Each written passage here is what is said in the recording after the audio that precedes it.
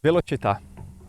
Foi exatamente aqui, há 2 anos, que eu experimentei o Porsche GT3 da geração 992. Um carro tão formidável em termos dinâmicos e performance em pista, que eu disse para vocês na época que ele criou um problema para os engenheiros de Weissach, que era o seguinte: como resolver então a versão RS desse GT3 na geração 992, se o GT3 já era tão rápido quanto o GT3 RS 991.2?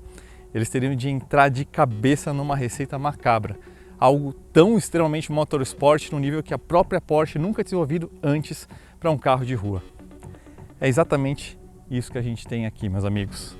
Geração 992 do Porsche GT3 RS.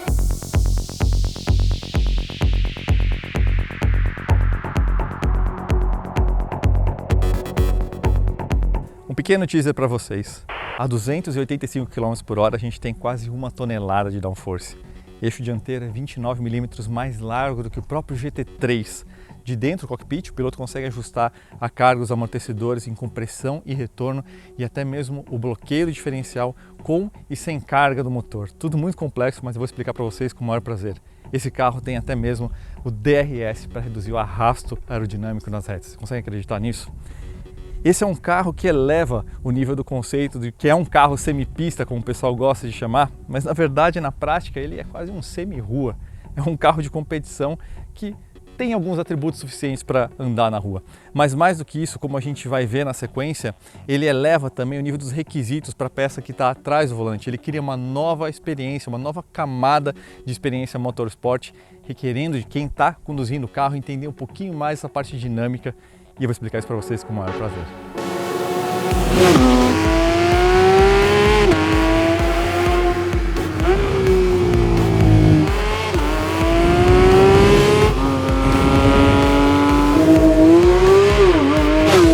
É tanta coisa para explicar nesse carro que acho que o jeito mais fácil ou menos complicado para mim é literalmente ir da frente para a traseira. Mas aqui na frente a gente tem tanta coisa, porque justamente num carro de turismo, um dos grandes desafios é você fazer o carro entrar, apontar. O monoposto conta com aquela asa enorme na frente, você resolve isso na marra, aerodinamicamente, né? Como você faz isso num carro de turismo, né? Então aqui eles resolveram de diversas formas, usando a aerodinâmica e também a parte de grip mecânico. Mas antes mesmo dessa parte, olha só que interessante, por que a gente tem esse recorte aqui? Que a gente já viu até no GT3, né? Agora a gente tem aqui esse radiador na posição central, lembrando que na geração anterior do RS eram 3 peças aqui na dianteira, então melhora até a distribuição de peso, é uma peça mais leve também, 7 kg. E por que a gente tem esses recortes, esses pequenos defletores aerodinâmicos aqui nesse canto? Porque isso cria uma camada de ar turbulento, energizado, controlado, para você desviar o ar para fora da dimensão do motor que está lá atrás. Isso é tão interessante porque quando a gente olha aqui nessa lateral, a gente tem esses pequenos defletores no teto para impedir que aquele mesmo ar que foi desviado e chega a passar por baixo dos espelhos retorne aqui para a parte de admissão do motor. Mas tem muito mais coisa ali embaixo. Próximo aqui ao eixo dianteiro, a gente tem um defletor aerodinâmico ativo também, que vai trabalhar junto com a asa traseira, que tem geometria continuamente variável, um sistema hidráulico que controla esse ângulo de ataque. Vou explicar a traseira um pouquinho melhor para vocês daqui a pouquinho.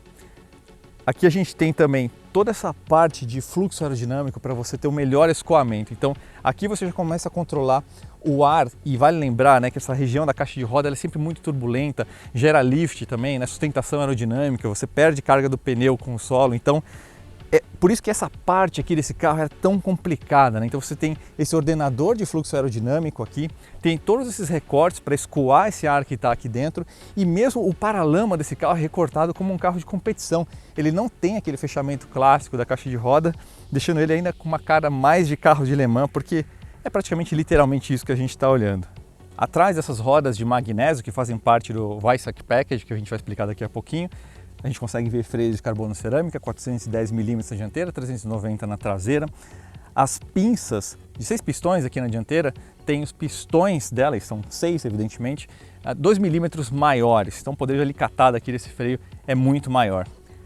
Eu falei para vocês que os braços E a bitola mesmo do carro ficou 3 centímetros, 29 milímetros, mais larga do que do GT3. O que acontece com isso? Você reduz transferência lateral de carga e com isso também eles fizeram os braços duplo A, lembrando no GT3, o GT3 RS é duplo A, ficaram mais longos também. O que acontece? A curva de cambagem, que é a variação que a cambagem sofre nas curvas, fica reduzida. Você tem uma geometria muito mais estável. Então esse carro ele depende menos de cambagem estática do que um carro com um eixo mais estreito. Isso é uma coisa que é completamente louca. Os braços de suspensão desse carro são aerodinâmicos também. Eles possuem um formato de gota e chegam a gerar 40 kg de downforce a 295 km/h. Os caras ficaram completamente retardados. Olha o tamanho dessa asa. Pela primeira vez a gente está vendo um Porsche cuja asa é mais alta que a linha de teto do próprio carro. Você consegue acreditar nisso? Essa asa é 40% maior do que a geração anterior e a 200 km/h ela gera 409 kg, que vai ser 2 vezes mais do que a geração anterior do RS e 3 vezes mais do que o GT3 992. A gente está falando de 34 graus de variação de ângulo de ataque.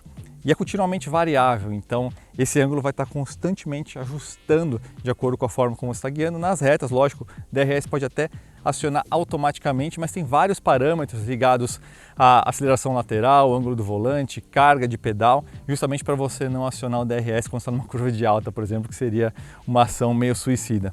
Aqui na lateral, a gente tem uma entrada de ar que leva para absolutamente lugar nenhum. Eles utilizaram essa porção aqui, essa peça do turbo, mas aqui é só um ordenador de fluxo aerodinâmico para você tirar um pouquinho de turbulência aqui, enfim, ganhar um pouquinho de velocidade e reduzir a área frontal, vamos dizer assim, não é exatamente a dianteira do carro, mas de qualquer forma acaba formando um obstáculo. Todo o assoalho desse carro evidentemente é fechado, selado do começo até a traseira, e a gente tem um difusor aqui que é uma evolução da peça que a gente tinha no GT3. Lógico, a porção traseira também aqui dos paralamas da caixa de roda também é toda recortada e note como a gente tem esses ordenadores de fluxo aerodinâmico. Vocês não conseguem ver daí, mas o próprio suporte dessa peça tem um formato de gota também para gerar um pouquinho de downforce.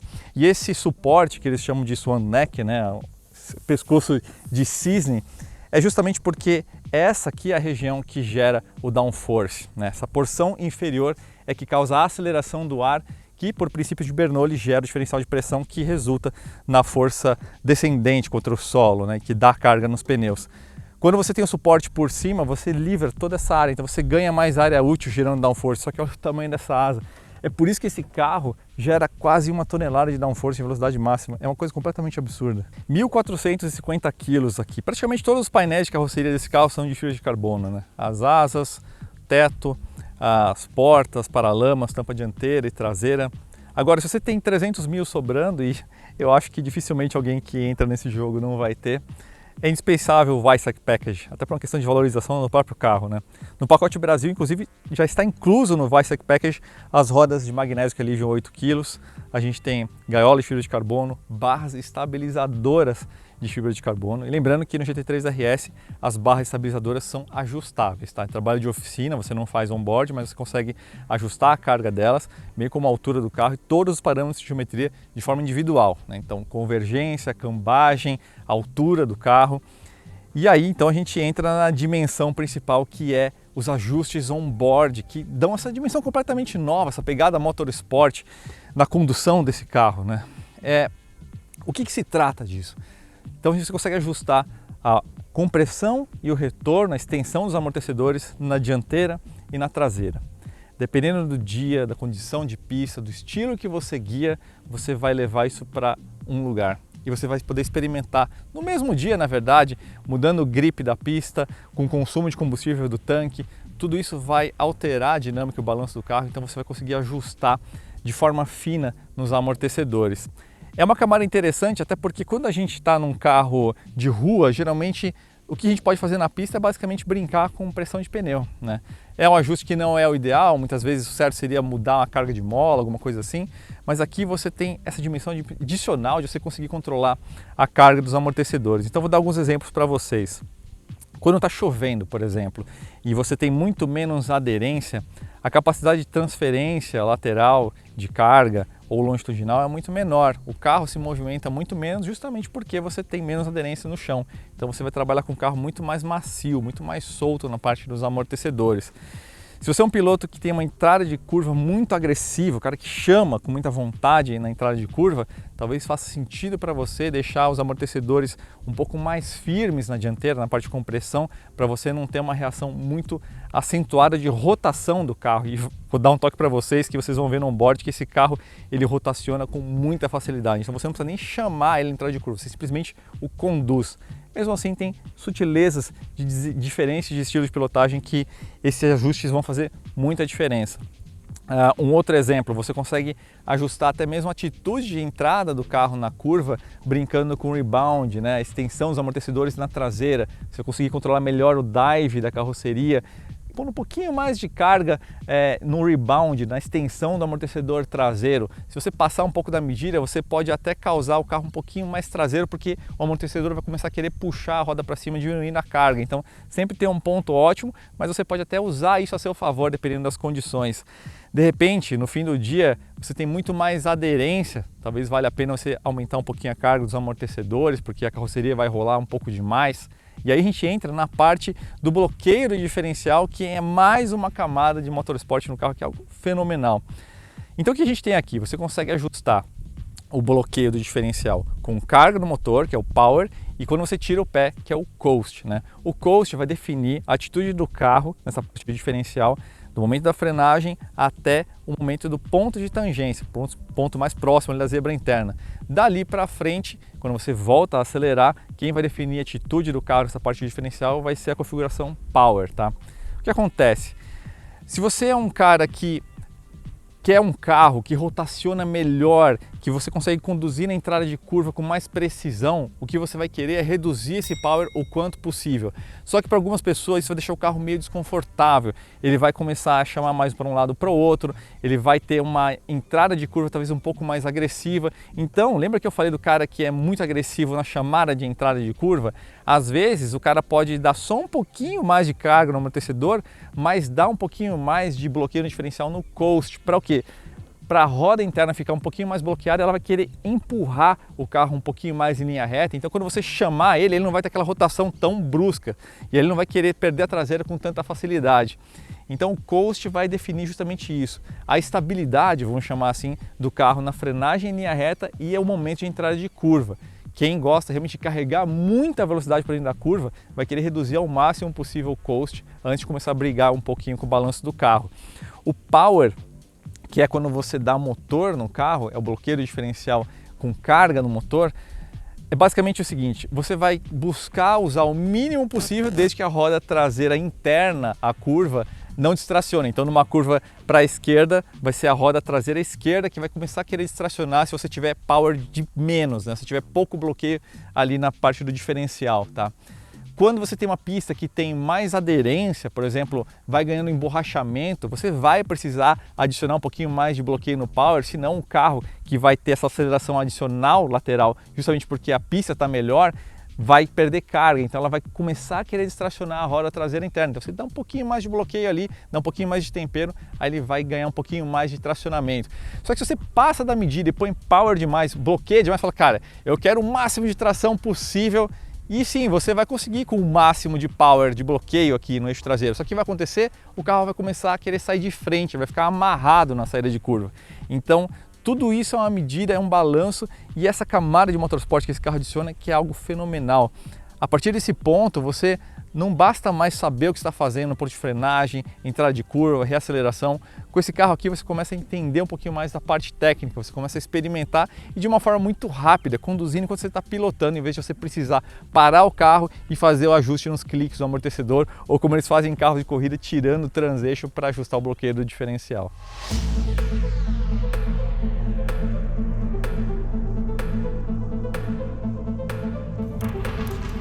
Aí na segunda volta, vou colocar tudo no mais 4, no mais duro. Aí o carro vai saltar mais. Tá, a gente vai pegar os dois extremos, né? O mais Aí macio e o mais aberto. No terceiro, eu vou colocar no neutro, na básica. E aí a gente também tem o DRS aqui. Ele, em modo track, ele aciona automática. Sim. Se da P embaixo, tem que ter mais que 95% do acelerador, mais de 5.500 e as forças G. Sim. Não pode ser muito alto, tem que ser menos que 0.9 G. Sim. Mas tem o modo manual aqui. Aí quando ele fala DRS Ready, a gente aperta aqui na reta e abre a asa e ele fica em verde com o DRS aberto. No diferencial, a gente vai colocar no começo no 0. Na última volta vou te dar um pouco mais diferencial, principalmente no segundo sector. Você vai sentir a diferença tracionando das curvas lentas. Sim. Então vai começar aqui no -4, prontinho. Prontinho, tudo ok. E aqui ele já fala quando você tem DRS Ready, você pode entrar no manual. E aí ele fecha quando você freia. Agora ele está no mais soft a suspensão. Sim. Então ele tem bastante movimento. Que seria, por exemplo, um setup na chuva. Na chuva a gente vai colocar ele bem mais soft.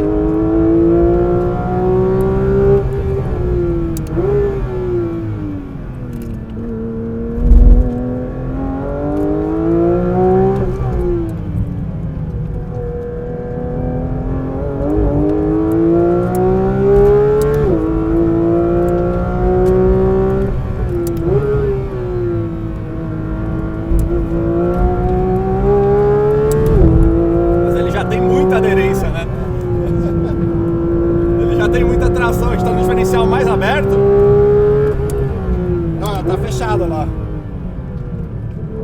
Não, o diferencial ele tá no mais aberto ou no mais bloqueado?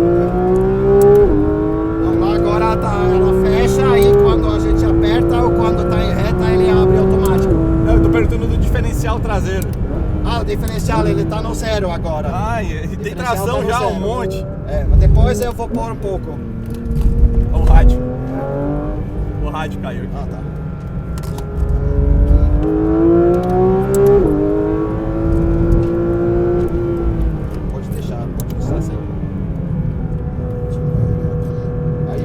Mais lento aqui, a gente vai trocar agora. Agora vou para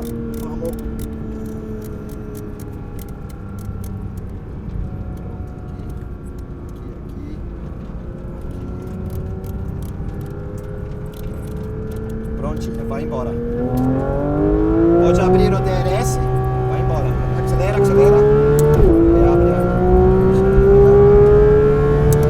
Ele tá ativo, ó. Forte.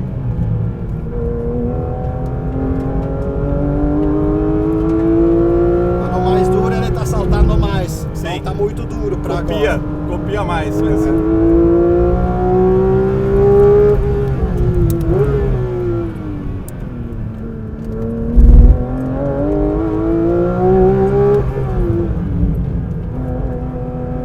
Ele perde até um pouco a dianteira, um pouco mais agora. Muito extremo, né, agora.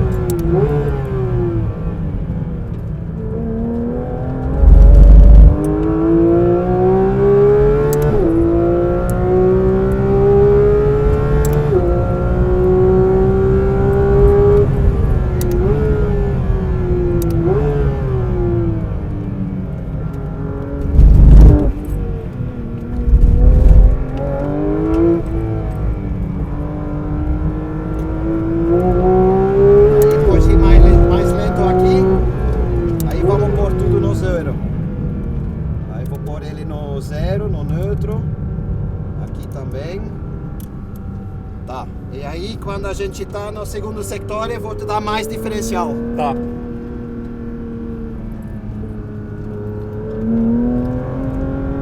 Vamos embora.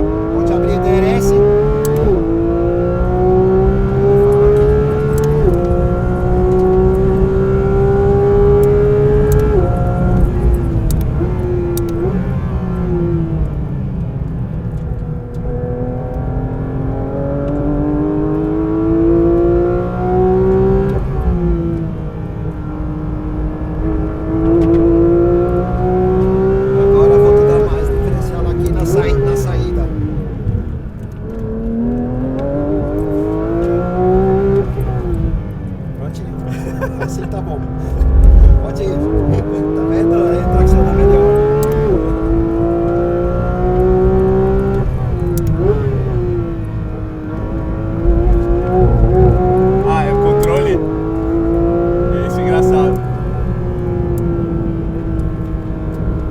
agora esse último ajuste deixou ele talvez um pouco bloqueado demais para a curva de média, porque aí ele faz o yaw muito agressivo. É para sentir, são passos grandes. Porque no começo eu pensei, é marketing, não vai fazer muita diferença, mas são passos enormes. Toda a diferença. Então, até cada um achar o seu setup, é trabalho. Porque aí você mexe no diferencial, então aquele ponto de pedal que você dava antes, você pode dar mais ou menos. E ainda deixei a entrada na curva no zero, que dá para brincar muito com isso também. Né?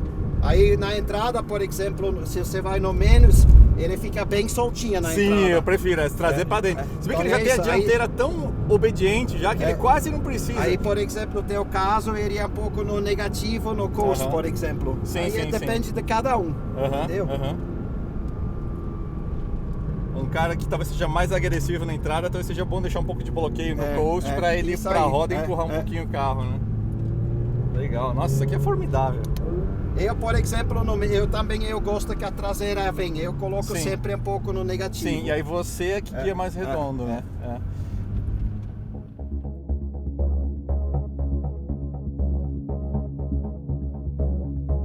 Na minha lista pessoal de carros de produção que eu mais queria dirigir na vida, esse aqui está no pódio. Os outros dois seriam os carros Gordon Murray, T50 e T33. Então, com isso você tem uma ideia do que esse carro representa e depois de andar nele, agora eu tenho certeza de ter feito a escolha certa, porque eu nunca vi na vida um carro com uma atitude de entrada de curva como esse. E isso é muito, porque o GT3 não RS já tinha impressionado demais nisso.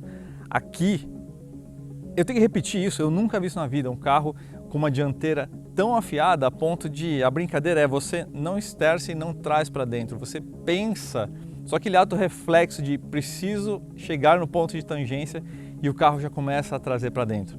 A gente tem alguns recursos que realmente ajudam, o eixo traseiro esterçante, que aqui tem um mapa muito mais agressivo do que em qualquer outro carro da Porsche. A gente tem um downforce enorme na dianteira, a gente tem essa bitola dianteira que reduz muito a transferência lateral de carga e ajuda a dar essa atitude. E lógico, a gente tem uma caixa de direção super ultra rápida, mas ainda assim a forma como tudo isso é harmonizado no setup, no arranjo mesmo do carro, é algo assim que está fora das dimensões. Então é um carro que você consegue transformar toda essa atitude de entrada de curva em velocidade, porque você tem tanto grip na frente que é aquele carro que você consegue carregar uma velocidade absurda na entrada de curva e você usar esse grip que está sobrando para desacelerar um pouquinho o carro e apontar ainda assim para dentro da curva. Então aquele carro que você consegue usar o trail braking além da imaginação, você consegue frear para depois de me livre e trazer no trail braking sem espalhar, o que é muito, mas muito difícil num carro de turismo, num carro de rua, todo mundo sabe. Todos os carros esportivos você briga sempre com a dianteira na entrada de curva e aí você tem que ficar mexendo nesse setup, estragando o carro e uma outra coisa para você conseguir fazer isso. E aqui você simplesmente tem um carro que a dianteira está tão presente que muito rapidamente a preocupação passa a ser a traseira, no sentido de, cara, eu preciso ter aderência, eu preciso ter grip para esse carro não distracionar. E eu não sei o que os caras fizeram no arranjo do carro, mas eu dirigi o GT3 imediatamente antes e a diferença de poder de tracionamento desse carro para o GT3 também é simplesmente ridículo. Então é um carro que você consegue carregar muita velocidade para dentro da curva e também para saída. A velocidade mínima de curva desse carro é completamente absurda. No meu onboard eu estou completamente fora do limite do carro, tem muita sobra mesmo, especialmente na parte de frenagem, trail braking e entrada de curva. Esse é um carro de curva de aprendizado mais longa justamente porque ele não tem tanta potência assim, 525 cavalos, tanto que eu até nem falei do motor, que é basicamente o que a gente tem no GT3, só que aqui com pequenos upgrades, como um comando mais bravo, um radiador de óleo mais eficaz, um pouquinho maior e também o cabeçote com os dutos de lubrificação um pouco aprimorados, mas o motor não é o ponto focal aqui, ou seja, é um carro de muita, mas muita velocidade média. O tempo de volta desse carro aqui vem na frenagem, potangência e saída de curva. As retas são só um detalhe, mas um detalhe que você curte a 9.000 RPM. A única coisa, se é que cabe uma crítica aqui em relação ao GT3 RS, é em relação ao processo de ferrarização da Porsche, vamos dizer assim, que é algo que já vem há alguns anos e que faz parte do business da coisa, que é, não adianta você ter 1.920.000 na conta. Para ter um carro como esse, você precisa ter uma carreira dentro da marca, ter várias carreiras, vários outros carros, antes de você fazer a parte da lista dos felizardos, talvez 50, cheguem aqui, não sei. Vamos descobrir quantos realmente vão chegar aqui no Brasil, mas esse é um desafio muito grande para quem quer entrar nesse universo. Essa é uma parte chata, mas infelizmente faz parte do negócio. É isso, gente. Eu espero que vocês tenham gostado dessa avaliação, porque para mim esse foi um dia histórico. GT3 RS.